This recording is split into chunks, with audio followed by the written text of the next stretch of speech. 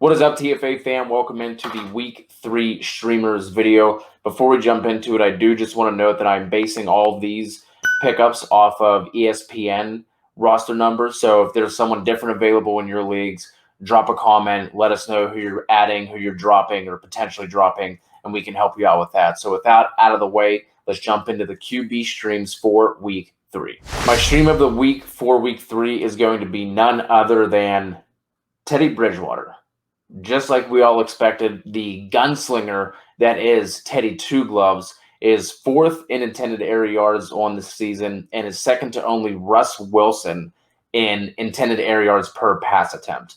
Just like we all saw coming, right? Through 10 weeks, he is 10th in the NFL in passing yards, 4 touchdowns, no turnovers, completing 76% of his passes, QB 12 on the year, and to top this off, the icing on the cake, gets the Jets, who just continue to be absolute doo-doo butter. So fire up Teddy Bridgewater with confidence, even with Jerry Jeudy not being in the picture. Cortland Sutton obviously stepped up in a massive way, and he still has weapons outside of that with Fant, Hamler, Tim Patrick, and the running back. So you can feel completely confident in starting Teddy Bridgewater. Second stream for Week 3 is Sam Darnold. Darnold is actually right behind Teddy Bridgewater in terms of his passing yards, has 584 in the season, currently sits at QB 15 in standard scoring leagues, and much like Bridgewater, Darnold's matchup is no cause for concern as he gets the Texans on Thursday night. Another guy you can feel pretty confident in firing up who's widely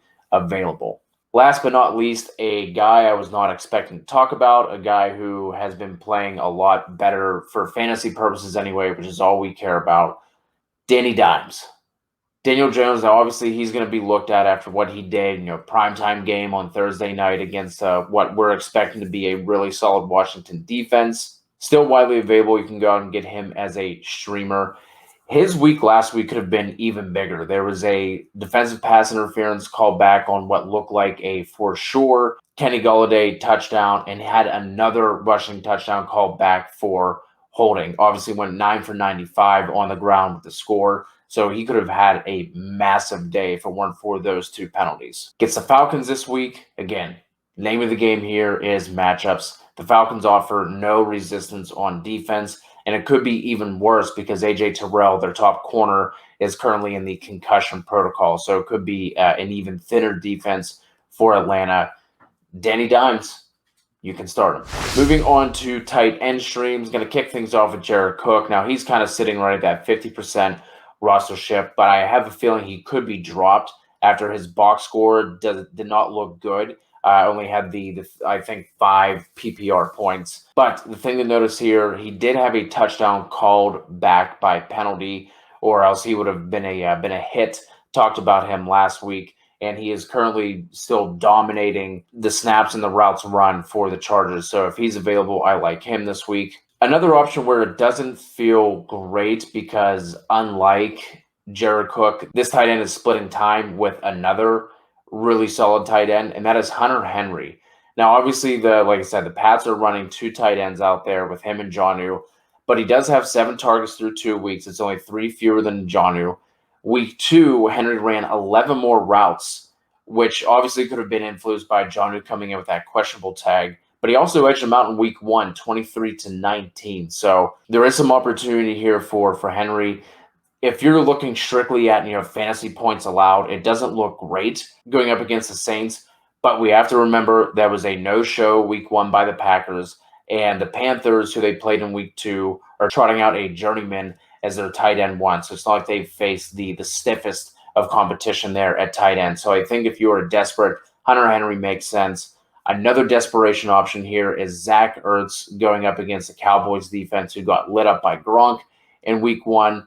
And they were the ones who played Jared Cook last week, so their numbers would look worse if it weren't for that touchdown being called back. He is on the COVID list for this week, but he has a chance to play because he is #vaxxed. So we can still see him playing in week 3. And we all think that he is second fiddle to Dallas Goedert, and he is. But if we look at the routes run, he has only run 1 fewer route than Goddard for the first 2 weeks. So I think you can start him. Another option who did not hit last week that I talked about was Cole Kmet. Obviously had the massive balling out stat line of 1 target, 1 catch, 0 yards.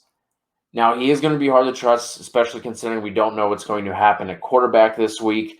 But if you're looking at streaming options in a position that's a dumpster fire and a barren wasteland, he is dominating snaps for Chicago. We don't really have to worry about Jimmy Graham here. So if you need someone who you know is at least going to be out there running routes with the possibility of making some plays, Cole Kmet still makes some sense, even though the results weren't there in week 2.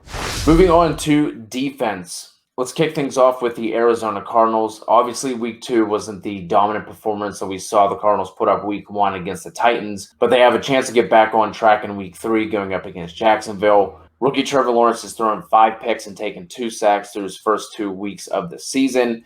Once again, going to be forced into negative game script with Kyler Murray rolling into town. 2 other options. Let's look at the Carolina Panthers. Really solid defense. Through 2 weeks, 3 turnovers, 10 sacks, only 21 points allowed. So, again, they're going up against Houston. Tyrod Taylor left week 2 with a hamstring injury. Quick turnaround to Thursday. I think we are going to see Davis Mills get his first NFL start. Last, the Raiders. They've made some upgrades. I talked about this in the beginning of the season, and I thought they could be a little bit better than what we were expecting. Obviously, their secondary is a little lackluster, but they are going to get the Dolphins this week. Should be getting Jacoby Brissett too, obviously, with Tua going out with that rib injury. Going to be hard for him to start this week. And that defensive line should be able to, cause some havoc with the Dolphins' offensive line. Last, certainly least, kick things off with the team I was just talking about, that is the Raiders. You can look at Daniel Carlson. The Raiders keep putting up points. Derek Carr is playing really well, and that has led to Carlson being at the top of the fantasy mountain for kickers through 2 weeks. Again, they get Miami. Shouldn't be a super difficult matchup for the Raiders. Should be able to move the ball, and Carlson, I think you can throw in there. Another defense we just talked about, the Cardinals. Matt Prater, listen, available in nearly 60% of ESPN leagues, tied to one of the best offenses in the league right now. That's as far as we need to go there. Last one I will throw out is going to be Robbie Gould. The Niners get a home matchup against the Packers defense that has really struggled through the first 2 weeks. Should be able to see San Fran move the ball, and he has a 52-yarder to his name already this year. That is going to wrap things up. Thank you guys for checking out the video. Again, any questions you have, drop them here in the video, or you can join us on the Discord, and we'll answer all of your waivers, streamers, start sets, trades, all that stuff. Answer that in the Discord channel. Absolutely free, no strings attached. So hit that subscribe button, give us a like, and we will see you on the next one.